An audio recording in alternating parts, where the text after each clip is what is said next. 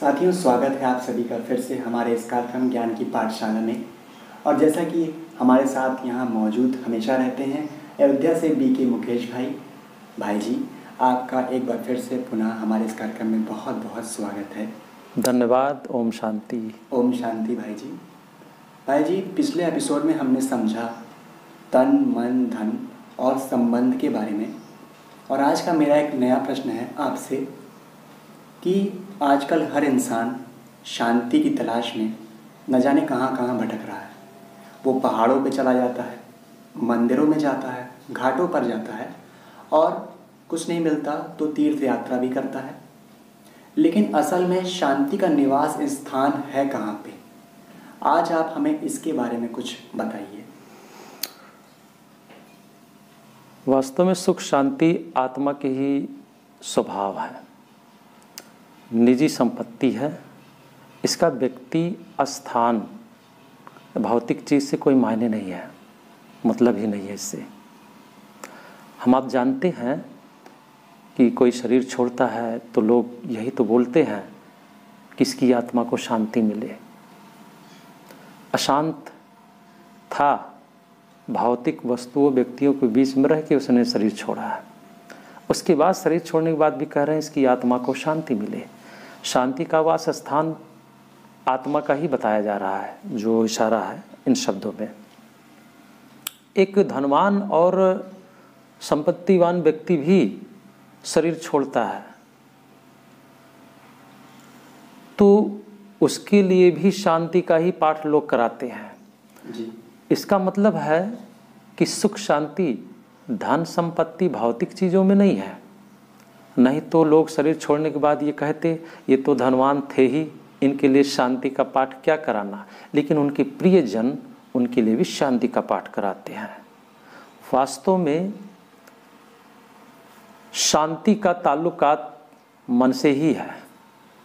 अशांति और शांति इसका ताल्लुकात मन से ही है। अच्छा जी, क्योंकि जब भी देखो कि कोई भी व्यक्ति परेशान होता है तो क्या कहता है, मेरा मन बड़ा अशांत है, हाँ, मेरा मन बड़ा दुखी है, बड़ा उदास है, बड़े टेंशन में है। इस सब किसके लिए है? ये स्वयं मन के लिए ही कहा जाता है। जैसे किए हुए पाप कर्म का जो दुख है, अशांति है, उसको भौतिक चीज़ों से साफ नहीं किया जा सकता। 5 तत्वों से बने सेम उसी प्रकार जो हमारी अशांति है उसको भी भौतिक व्यक्ति वस्तुओं के द्वारा अशांति खत्म करके शांति नहीं लाया जा सकता। इसलिए स्थान, धन, तीर्थ यात्रा, ये सारी चीज़ें हमारे लिए जो है हमारी अशांति को ठीक नहीं कर सकते। उसके और भी रास्ते हैं। हमने अपनी सुख शांति का आधार भौतिक चीज़ों पे स्थापित कर दिया है। और ये हम आप भली बात जानते हैं कि भौतिक चीज़ें, धन दौलत, व्यक्ति तो विनाशी है ना, परिवर्तनशील है। तो निश्चित रूप से है ये जब परिवर्तन होगा तो उसी के साथ साथ मेरी सुख शांति भी परिवर्तन होकर दुख अशांति में चेंज ही हो जाएगी। अच्छा, मान लीजिए मैंने कोई अच्छी मोबाइल खरीद ली, बहुत खुश हुए, लेकिन मोबाइल तो अविनाशी है नहीं।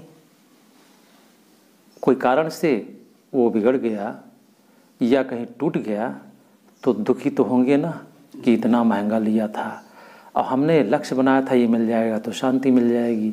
लेकिन वो शांति का मार्ग है ही नहीं है। यही समझना है सबको कि शांति मन का जब स्वभाव है, आत्मा का स्वभाव है, तो ये अंदर की बात है। अच्छा जी, उनके पास और इतना शांति, शांति के लिए राम, अशांति के लिए रावण को याद किया जाता है।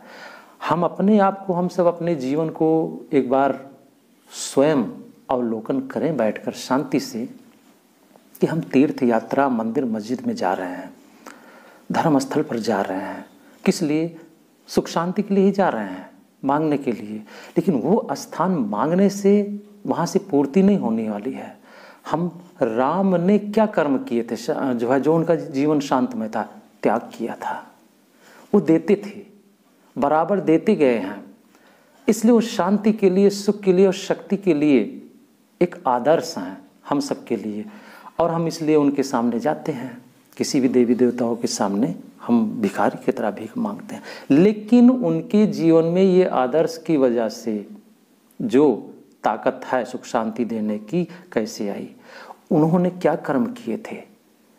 हम उस कर्म को अपने जीवन में अप्लाई नहीं करना चाहते हैं और सुख शांति चाहते हैं। बिल्कुल।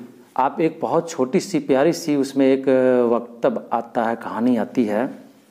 राजा दशरथ ने जब राम को वन गमन के लिए कैकेयी ने वादा करवा लिया तो लक्ष्मण बहुत ही क्रोधित हुए और भागते भागते राम के पास आए। उन्होंने डायरेक्ट कहा कि भैया, कैकेयी ने तो वन जाने के लिए राजा दशरथ पिताजी से हम सबको अनुमति ले ली है।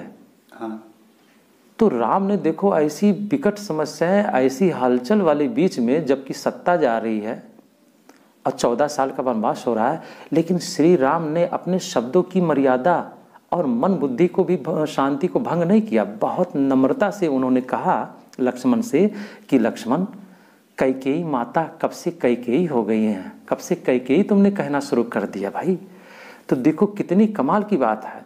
हम आज घर परिवार में रह रहे हैं, परिस्थितियों के बीच में रह रहे हैं, वहाँ भी वैसी ही चीज़ें चल रही हैं जो श्री राम के जीवन में चली है। लेकिन हम सिर्फ श्री राम को पूजा करते हैं, लेकिन श्री राम ने कैसे संबंध को निभाए उस पर हम ध्यान नहीं देते। बिल्कुल नहीं ध्यान देते। हम राम जैसा क्षमावान नहीं है, हम राम जैसा त्यागवान नहीं है। मान लो किसी ने कह दिया 2 शब्द, हमें क्या करना है? क्षमा कर देना, अपना ही तो है, क्षमा करने वाला बड़ा है। वैसे भी कहा गया है क्षमा वीरम भूषणम, वीरों का भूषण क्या है? क्षमा है। लेकिन हमने इस श्रृंगार को उतार दिया है। पूजा तो मैं जैसे पहले बोला कि राम की तो पूजा हो रही है, लेकिन जब हम कर्मों में आते हैं, संबंध संपर्क में, तो रावण के संस्कार हो जाते हैं। बस लेना लेना और लेना। तो शांति कहाँ से आएगी?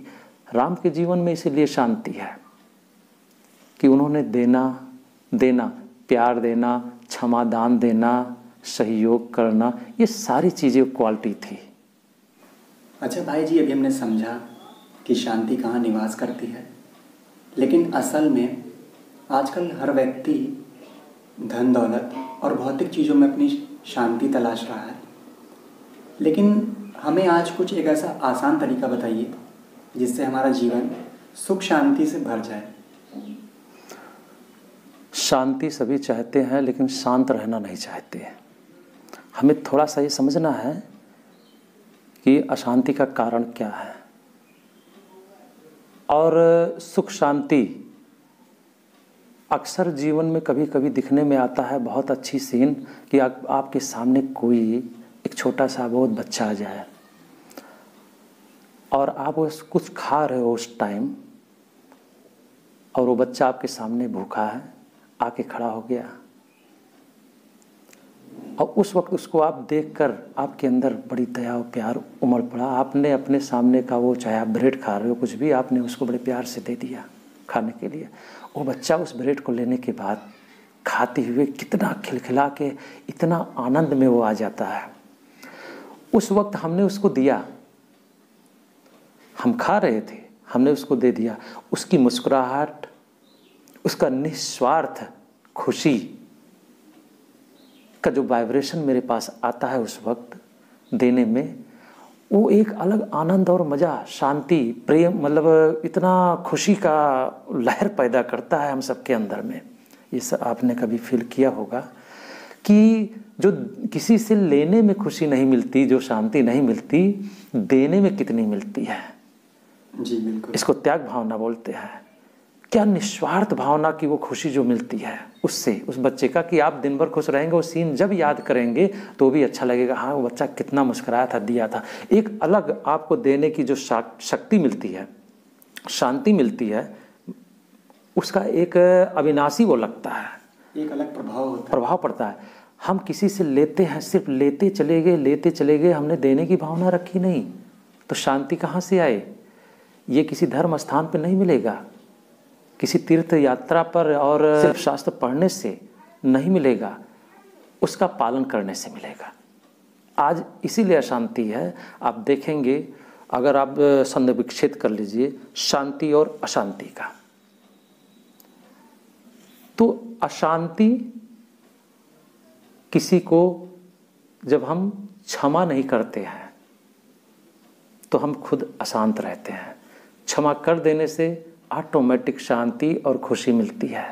आप रोज़ सुबह सुबह घर से निकलते हो, आपके पड़ोसी से आपकी ये नहीं बनती है, और सुबह आप निकले पड़ोसी सामने दिख गया तो कितना गुस्सा लगता है, दिन खराब हो जाता है। कुछ भी नहीं है, बहुत खुशी खुशी घर से निकल रहे थे, लेकिन अचानक 1 सेकंड में ही नज़र पड़ते ही उसकी विहीन भावनाएं और हमारा भी कहाँ से दिख गया।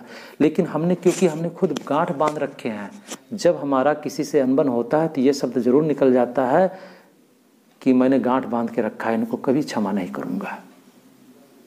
वास्तव में कभी हम क्षमा नहीं करेंगे, इसका मानसिक प्रताड़ना कौन झेल रहा है? आप झेल रहे हैं, हम स्वयं झेलते हैं।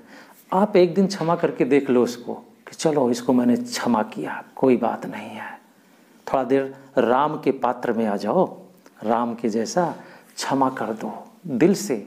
आप उसी दिन आप महसूस करोगे तत्काल एक शांति का और खुशी का। प्रयोग करके देख लीजिए जीवन पे। तो हम क्या है, अशांत इसलिए हैं, क्षमा नहीं करना चाहते हैं। अशांत इसलिए है क्योंकि हम पर चिंतन कर रहे हैं। अशांत इसलिए है क्योंकि सिर्फ लोगों से हम ले रहे हैं। यहाँ पर अगर शांति चाहिए तो आप क्षमा करना जानो, शांति चाहिए थोड़ा सा सहन करना सीख लो। हम सहन नहीं करना चाहते हैं किसी का, चाहते शांति हैं, लेकिन क्षमा और सहन ये सब हमने किनारे कर दिया है। वास्तव में शांति की उपज यहीं से है। हम संबंधों में, संपर्कों में, घर परिवार में रहते हुए इस चीज़ का विशेष ध्यान दें। थोड़ी थोड़ी बातों में भी आप उसको अवॉइड करना सीखो। किसी की गलतियों को, कमजोरियों को, आपको शक्ति मिलेगी। मदद करोगे, सहयोग करोगे तो आपको खुशी मिलेगी। जितना सहयोग और मदद करेंगे उतनी आपकी सुख शांति जो आपकी गायब हुई है वो आती जाएगी हमारे जीवन में। क्योंकि अज्ञानता के कारण ही हमारे जीवन में अशांति है। अज्ञानता ही है कि हम कोई, मान लो सामने वाले ने गलत किया तो हम क्षमा कौन करेगा? जो बड़ा होगा ना। थोड़ा देर बड़ा बन जाओ, क्षमा कर दो। आप ही उसको क्षमा नहीं, वास्तव में आप अपने में शांति भर रहे हो, खुशी भर रहे हो। अगर आपने गांठ बांध लिया कि नहीं मैं क्षमा तो नहीं करूँगा, तो आप जीवन अपने आप को ही समझ लो धोखे में रखे हो, अशांति में हो। तो ये सीखने की बात है। कहीं पहाड़ में, पर्वत में आपका मन अशांत है, आप शांति पहाड़ों में जाओ ढूंढने।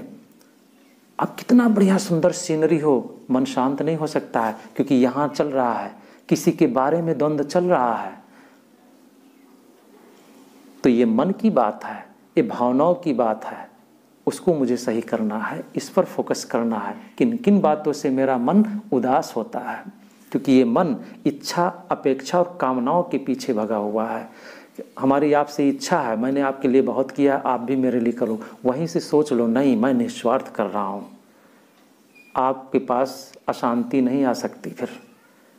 क्योंकि जैसे हम अपेक्षा कर लेते हैं हमने इनके लिए किया है ना, इनसे भी कभी मैं सहयोग लूँगा, इस उम्मीद से किया है, तो अशांति आनी है।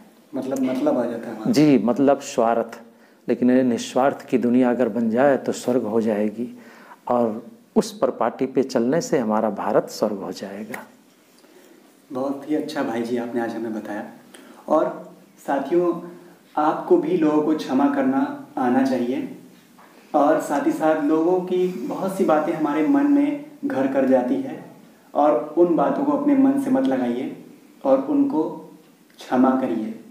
क्योंकि क्षमा ही एक ऐसा हथियार है जो हमारे मन को अशांत होने से बचा कर रखता है, और आगे चलकर जो लोगों के मन में प्रश्न उठते हैं, लोगों को लेके जो द्वंद्व चलता रहता है, उसको भी शांत करता है। तो साथियों, आज हम अपने इस एपिसोड से आशा करते हैं बहुत ही अच्छी बात हमने सीखी है, और आपको हमारा ये कार्यक्रम कैसा लगता है इसके बारे में ज़रूर हमें बताएं, हमें कमेंट करके बताएं। और भाई जी हमेशा हमारे साथ यहाँ बने रहेंगे, हमारे एक मार्गदर्शक के रूप में। तो अब हमें दीजिए इस कार्यक्रम ज्ञान की पाठशाला से इजाज़त। ओम शांति।